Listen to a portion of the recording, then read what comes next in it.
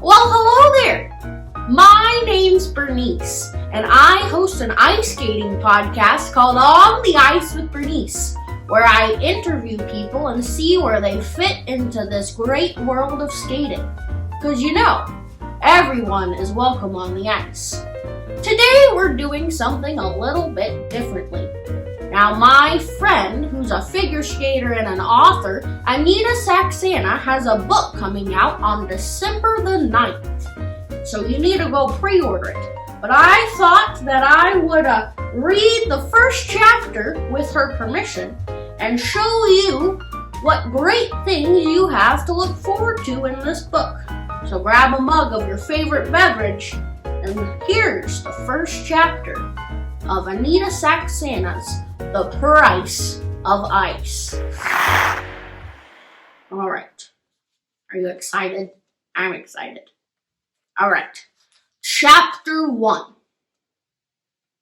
I yank hard on my skate laces, not caring that they dig into my calloused fingers. I pull on my blade guards and make it out to the lobby in time to catch the Zamboni finishing its last lap. As soon as I push through the glass doors and step into the arena, the cool air calms me. Out here, problems don't exist. That's the same for me. When I step on the ice, I feel as all my cares, I just feel carefree. All my problems are gone. All right. The ice is a pristine sheet of translucent glass. Nothing could be more beautiful. I remove my blade guards, lay them at the edge of the boards, step onto the ice, and glide over to the sound system. I connect my phone, start my rink playlist, and soak up the precious minutes of solitude before the other skaters come out. I slalom down the ice, warming up my knees, letting the music take over my body. I don't jump or spin, just etch my heart across the ice. That's a good one. That's a good line. Few minutes later, Sasha joins me, closely followed by Serge, our coach. His wispy blonde hair, bright gray eyes, and smile can warm up any ice rink. Good morning, Kate. I love how he says my name with a staccato T.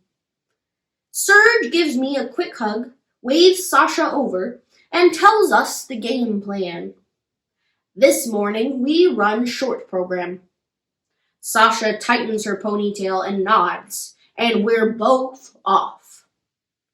Serge claps and comments as we warm up our elements. First, I focus on step sequence, making sure every edge is deep enough, the turns sharp, and the choreography precise. Next, I work on spins. Flying sit spin, lay back, and spin combo. Ooh, I really like a good nice lay back. Can you do a lay back? Sasha's warm-up mirrors mine as we transition from spins to jumps. Soon we're both speeding across the ice, setting up double axels. She doesn't get in my way, and I don't get in hers. After landing our jumps, we both skid to a stop at the same time. A boy about my age with spiky blonde hair gets on the ice. In hockey skates. Oh, I don't like those hockey skaters on the ice. They're welcome on it, but sometimes it annoys me. I look at Sasha and I know she's thinking the same thing I am. What is he doing here? This isn't a public session. This is freestyle ice, a time for serious skaters to train. Besides, hockey players never skate with figure skaters. He tests the ice with a few loping edges, then skates off using long, powerful strides. When he hits the corner, quick crossovers accelerate him around the curve. The boy can skate. Serge glides over to us. Is something wrong? Sasha can't keep her eyes off the intruder. Why is he out here, I ask. He paid for the session, Serge explains. He doesn't have a stick or a puck, so it's okay for him to skate, which is what you both should be doing. Embarrassed, Sasha and I skate off. But I can't concentrate. The ripping sounds of his blades cutting up the ice, the erratic way he cuts one direction and then another, the way he sprays snow every time he stops, it's all distracting. It'd be distracting for me, too. Then he cuts me off when I'm going into a triple Lutz. Hey, buddy, I yell. He stops with a wide spray of snow. I cringe at the sound. Oi! The accent is subtle, but it's there. He's Canadian. The name's Bryce. I don't care what your name is, just watch where you're going. How's that for Southern hospitality? Yeah, that's not really hospitable, is it? As a Southerner myself. Oh, but I understand her angst. He smirks and skates off. I want to lodge my toe pick up his... Kate! Serge calls from the penalty box. It's your turn to run short program. I skate to center ice. I take a deep breath and hit my starting pose. While I wait for the music to start, I notice Bryce standing by the boards, squirting water into his mouth from a bottle, looking at me. This annoying, yet, I hate to admit, cute hockey player is watching me. It's somehow more unnerving than skating in front of 1,000 people in a foreign country. The music starts. I'm so rattled by Bryce that I miss the beat when I'm supposed to push off. I have to play catch-up for most of the program, trying to get the choreography back on time with the music. I bobble the landing of my double axel, something that I never mess up, and fall on the triple Lutz. When I hit my ending pose, Serge shakes his head. You dropped your right side on the triple Lutz. Nodding, I skate over to where he is, grab a tissue, and dab my runny nose. As he goes through the laundry list of everything I did wrong and how to fix it. When he finishes, he turns his attention to Sasha. I skate off, intent on nailing everything I missed. I hit the double axel with no problem, and I repeat the step sequence for good measure. Backward crossovers lead me into the Choctaw bracket footwork, setting up the triple flip. Bryce is doing drills. He charges past me as I tap my toe and vault into the air. The world is a fast-spinning blur, and then I fall. I don't like falling on the ice. Skates skid to a stop beside me, and Bryce offers a hand to help me up. I pretend I don't see it, get up, and wipe the ice off my butt. I see how it is, Ice Princess, he says. I whirl on him. What did you say? He holds his hands up in mock surrender. I glare at him as he skates off, laughing to himself. Frustrated, I glance at the clock. The session is over and I've been off the entire time, thanks to Bryce. I grab my guards from the boards, get off the ice, and slide them on my blades. In the locker room, I check my phone. Surprise, surprise, there's an email from Dad. I scan through it and resist the urge to throw my phone at a wall, repeatedly. Instead, I toss it and his criticisms into my purse and slam the door. The fact that I just won nationals means absolutely nothing to Dad. To him, the fact that I finished high school early to focus on skating is the same as becoming a pregnant teenage drug dealer. Oh my, that's harsh. When I get in my car, I take a deep breath and try to forget my wreck of a practice. A crappy morning of skating has a nasty habit of ruining the rest of the day. Today will be different, though, because I'm meeting up with Jen, my best friend. She's always been my biggest fan. Despite her supreme aversion to the cold, she's attended every performance she could get to without a personal jet. That's very sweet. She bundles up in ridiculous puffy jackets and thick scarves that make her look like a marshmallow on steroids, and even puts hand warmers in her mittens. I do that sometimes. My hands get cold. While she's nice and toasty on the bleachers, I'm on the ice in scanty outfits that have more crystal bling than lycra, and no gloves. Because of my crazy schedule, it's been over a month since I've seen her. We've texted back and forth. When I pull up to the plum purple awning of her parents' bakery, Jen bursts through the doors with a big grin and a tray of muffins. That reminds me, I want a muffin. She gets in the car. Mom's experimenting again. These are zucchini banana. I pull off the plastic cover and sniff. Are they safe? She wrinkles her nose. I didn't eat them. They have banana. Oh, that's sad. I really like banana-flavored things. All right.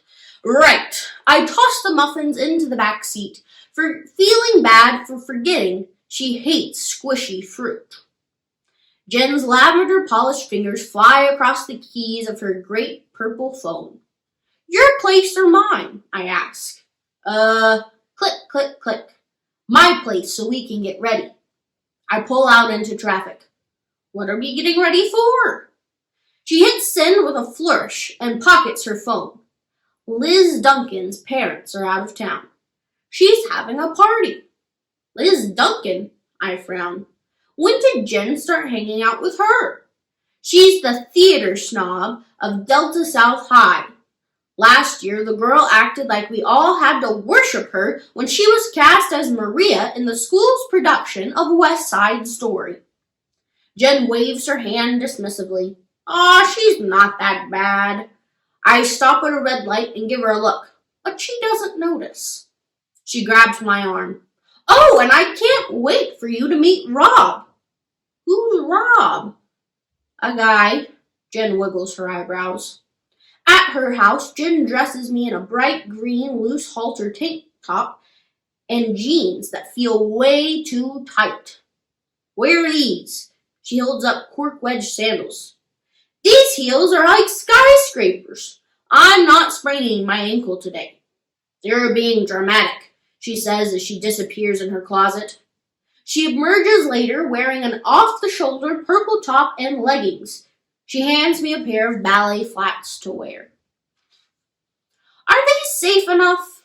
Jen's trying to sound funny, but there's an irritated undertone to her voice. I slide them on without comment. Jen grabs her keys off the dresser and announces, I'm driving.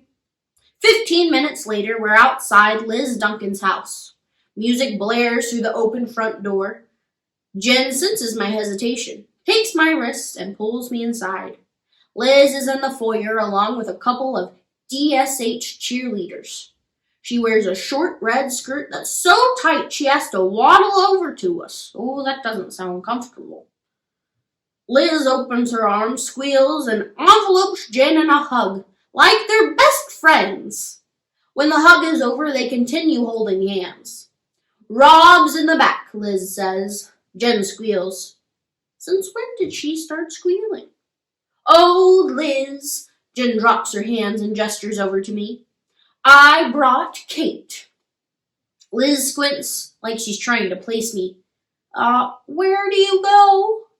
Don't you go to DSH? One of the cheerleaders asks. She used to go to DSH, Jen says, quick to correct. You're the ice skater, another asks. I nod. Yeah, she's the national champion, Jen says with a proud smile. Well, actually, that's not completely true. I'm the junior level national champion, one level below senior. Whoever wins at that level is the true national champion, I say. That's so cool, Liz says. The cheerleaders nod in agreement. Come on, I'll show you where Rob is. Liz puts an arm around Jen. I follow them to the kitchen where a dented keg is the main attraction. People gather around it, shoving red cups forward to get a turn at the tap. I seriously can't be here. After being the small southern town underdog that scraped her way through regionals, placed third place at sectionals, and became the junior national champion, to everyone's surprise, including my own, I am now part of Team USA. Being a part of this elite program means that US figure skating thinks I have potential. It means that they're going to invest their time and resources in me. They see me as an athlete who can mentor young skaters and represent our country at international competitions, and maybe even, it's a long shot, the Olympics. A photo of me at a keg party cannot pop up on social media. Jen scans the crowd and frowns. Rob isn't here. He must be in the back, Liz says. The doorbell rings. I gotta get that. She waddles back toward the foyer with her cheerleader entourage. As I follow Jen outside, I try not to make eye contact with the crowds of people I used to go to school with.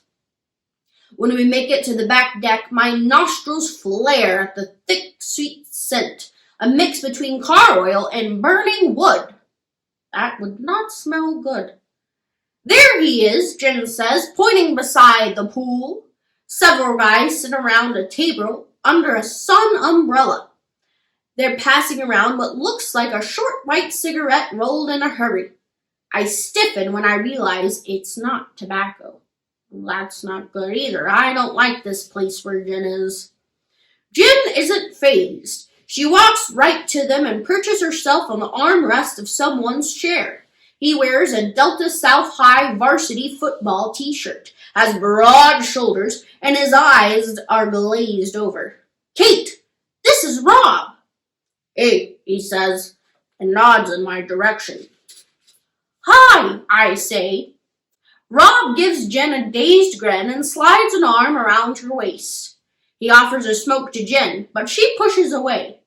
Rob shakes his head at her, then offers the illegal drug in my direction. I give him a tight smile and shake my head. If Team USA finds out I touched that, I'd probably never tie a pair of skates in the country again. Panic swells in my chest. I start backing away. I've got to go to the, bathroom. Without glancing back at Jen, I walk away from the pool and toward the safety of a paved stone path that curves down a hill. Instead of making a clean escape through the gate in the fence, I run into some people I had English with sophomore year. A guy with the black glasses stops and asks, Hey, you're the figure skater, right? The girl beside him wears a Save the Dolphins t-shirt. Kate, ready? I saw you on the news. They say you might go to the Olympics. I smile shyly. Maybe one day. Cool. The guy draws the word out and adjusts his glasses. Dolphin t-shirt girl nods, clearly impressed. Jen comes jogging down the hill. There you are. Dolphin t-shirt girl says, Catch you later. Yeah, sure. Jen's soft hazel eyes are drawn with concern. What's up? You okay? Yeah, I'm good. I hook my thumbs in the back pockets of my jeans. Jen raises an eyebrow, not buying it. I just can't be here. She pulls on my wrist. Come back, they're fun. There's even this guy I think you should meet. You two will totally hit it off. I slide my wrist out of her grasp. I can't. You know boys aren't part of the plan. The plan, she repeats. Her face puckers as if she's tasted something sour. Jen knows my life revolves around my official 2-year Olympic plan. 1. Train hard like every day is a competition. 2. No boys, no matter how hot they are, because of number 3. Number 3. No drama, parental crap, or people who get in the way of this plan. Jen's frowning.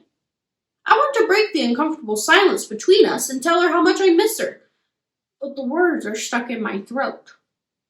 Kate, you really need to get out. Live a little. Jen's tone surprises me. It's judgmental. I am living. I'm skating. It's my dream. I thought you got that. I do, but I don't see why you can't do both. A hollow ache fills my stomach. I've lost my cheerleader. She's the only one outside the rink who understands, or at least she used to. Now, remember, you can skate and have a life. You can do both. Kate's struggling with this, and you might be too, but I'm here to tell you, and hopefully Jen as well, that you can skate and have a life outside of skating and still call yourself a figure skater. She goes on, you're missing out on everything. School, strawberry bagels, prom, guys, parties. Strawberry bagels? Yeah, at the coffee shop across the street. We sometimes skip study hall and go there. We can meet up for bagels any day, I say. Jen throws her hands in the air, annoyed. It's not about bagels. You just need a life. This girl looks like Jen and has a voice like Jen, but she definitely isn't Jen. Skating is my life. My eyes burn. Let go sometimes. Life can be more than skating. There it is. The truth. That's what you don't get. Everything is skating. It has to be. I'm sorry I'm not Liz Duncan, and that I forgot about the banana thing, and that I can't go to parties and get high, and that I'm not fun enough because I skate all the time. My hands are shaking at my sides. Jen's eyes are wide. She opens her mouth to say something, but I turn on my heels and storm down the sidewalk. If that's how Jen feels, I don't need her in my life. And that's the end of chapter 1. Now, I really hope you enjoyed this first chapter of Anita Saxena's The Price of Ice. You can pre-order it today up until December 9th. So go pre-order it today. You're going to want this book. It's going to be a great Christmas present and even a gift for yourself. You know you'll want it. Now, I'm going to go finish reading the rest of this book. And you're going to have to go get your copy. So, I'll see you next time. And hey, remember, you can have a life outside of ice and still be an ice skater. Because everyone is welcome on the ice.